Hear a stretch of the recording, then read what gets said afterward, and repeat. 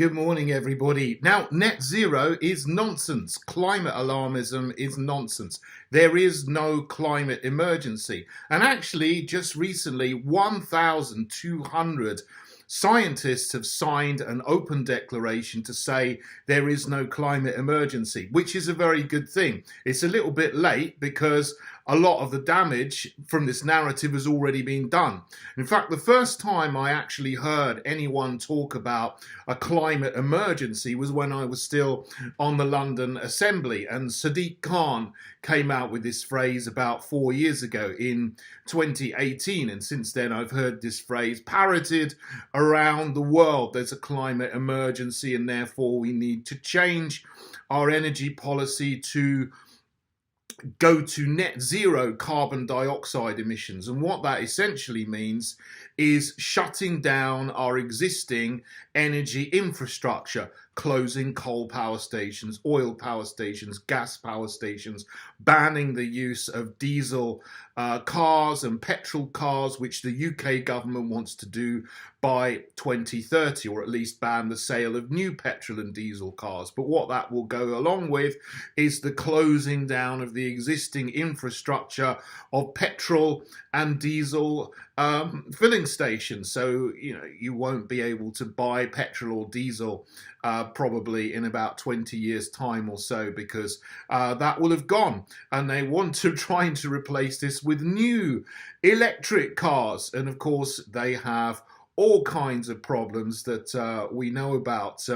There just simply isn't enough electricity in the national grid or being supplied for our existing needs from wind turbines and solar panels, let alone if we have 30 million electric vehicles on our roads to replace all of the petrol and diesel vehicles that we have now.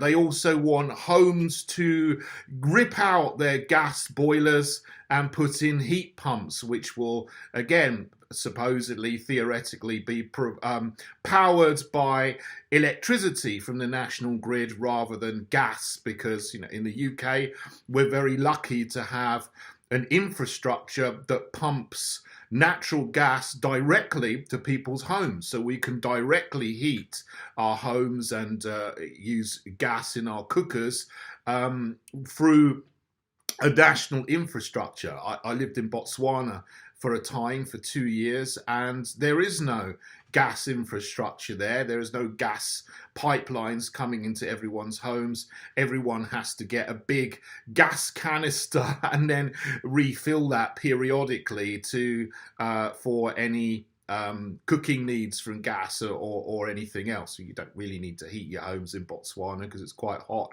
but if you did, it wouldn't go very far because there is no direct infrastructure there. But the government clearly wants to dismantle this infrastructure, or even more bizarrely, they say they want to convert it to hydrogen. But where do we get our hydrogen from? We get it from methane, from gas, CH4.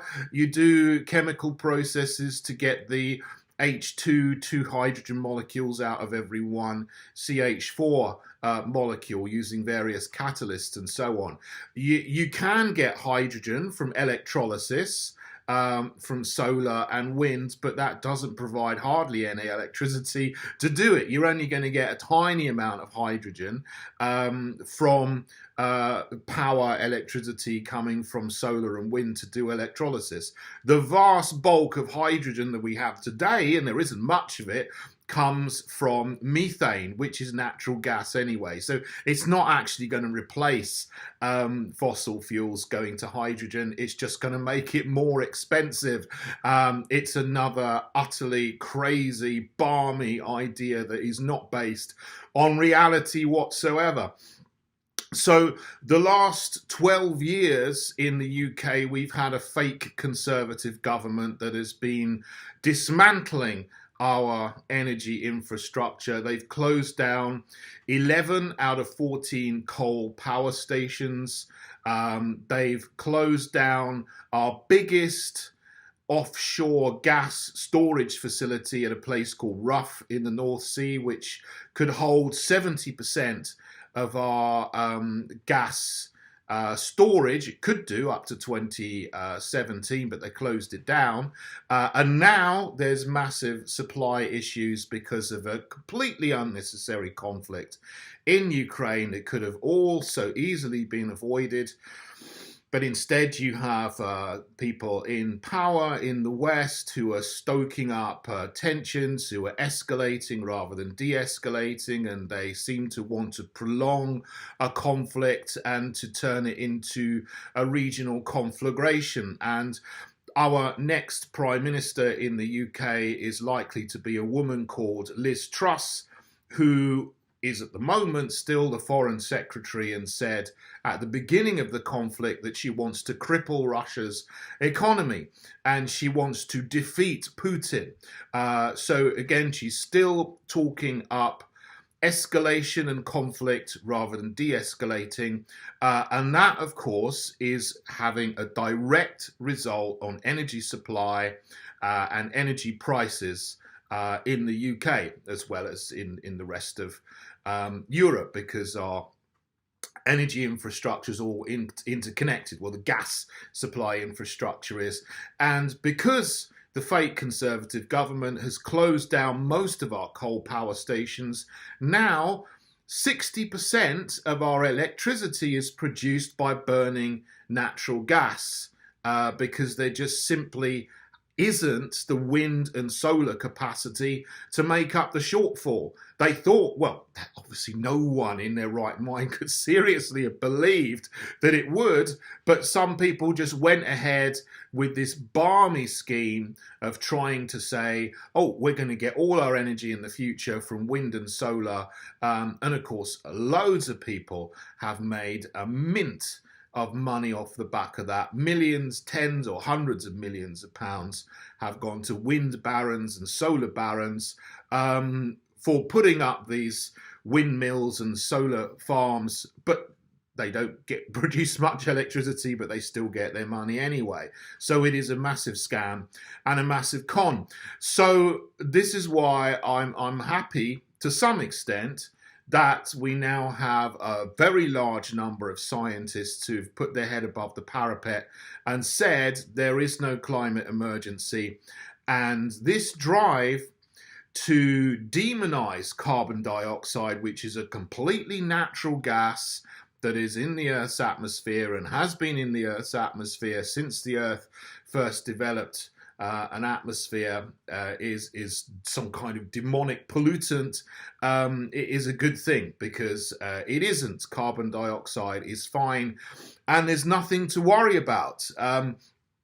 Every single person, every single living organism produces carbon dioxide all day, every day through respiration, and we breathe it out as human beings. Now, yes, there is climate change. I don't deny that there is climate change. What I say is that climate change is nothing to worry about, because the climate has been changing since the Earth first developed an atmosphere. And yes, there is global warming. In the last 250 years, average global temperatures, to the best of our knowledge from the records we have going back that far, average global temperatures have gone up in the last 250 years from 14.0 degrees Celsius to 14.7 degrees Celsius, a small increase of 0.7 degrees Celsius in 250 years.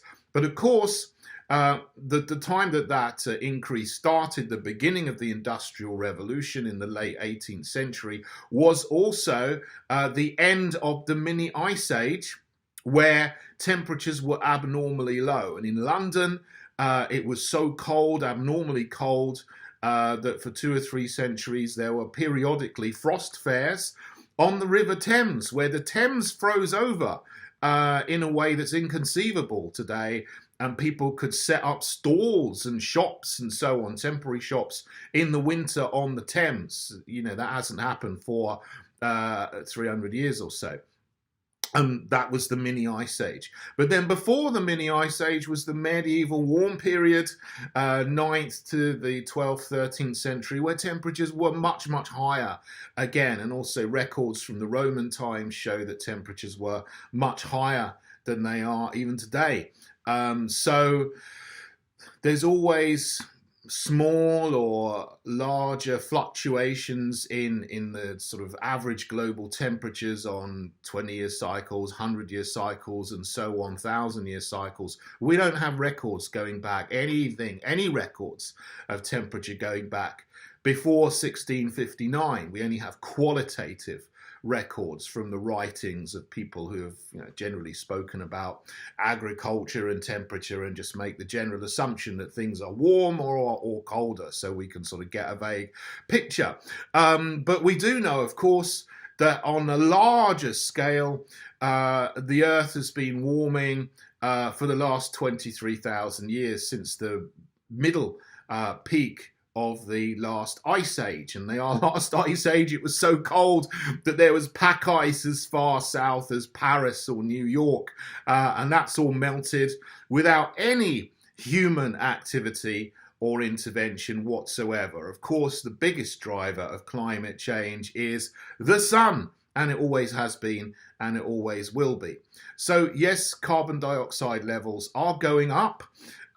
Global temperatures are going up a little bit, but of course I'm not worried about carbon dioxide increasing, because the more there is, the less of an effect it has on average global temperatures, because of the way it absorbs infrared radiation. It doesn't absorb all infrared radiation. It only absorbs in a very narrow band, around 15 microns. And there's enough carbon dioxide in the atmosphere already to absorb all of the infrared radiation that is absorbed and re-radiated from the Earth's surface. So it's not anything to worry about. And so the fear-mongering that is coming at us about climate alarmism is all completely false. It is really just a terrible and abhorrent narrative to get us to destroy our existing energy infrastructure, to destroy our economy. So some people will make a lot of money from putting up useless windmills and solar panels, panel farms, solar arrays, and so on. Other people want to control everybody and everything that everybody does, and ration people's energy and get us onto a digital identity system with social credits and carbon credits, and then that will essentially make people slaves of the state and 100% controlled by a new economy in which energy will be a quasi-currency. And we will get energy credits and so on, and carbon credits, and they will ration how much meat we can eat, they'll ration how much we can travel, while the global elites continue to swan around the world on their private jets, guzzling as much petrol and diesel and kerosene as they like.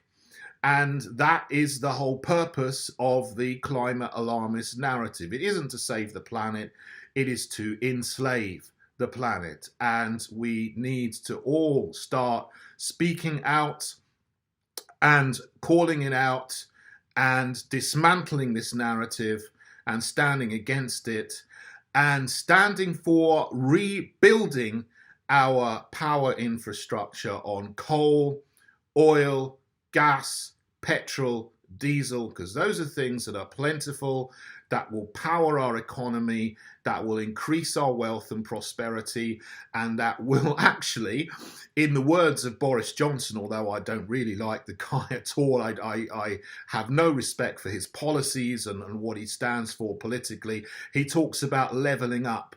Well, he's been dismantling our energy infrastructure which is just leveling down and destroying everything. But if we really want to level up, I don't particularly like using that phrase, but it's a phrase that everyone understands or thinks they understand. If you really want to level up everybody, you need to provide people with cheap, plentiful energy. So we need to go back to the things that we know work, rather than dismantling and destroying the things that we work and putting in place something that is so idiotically stupid that even a child with a few facts would know that it is an utterly balmy thing to do. So there is no climate emergency. And please join us in the Heritage Party for political resistance to insanity and to rebuild our energy infrastructure and to make sure that in the future, as soon as we can, people have cheap, plentiful energy to restore prosperity to our nation.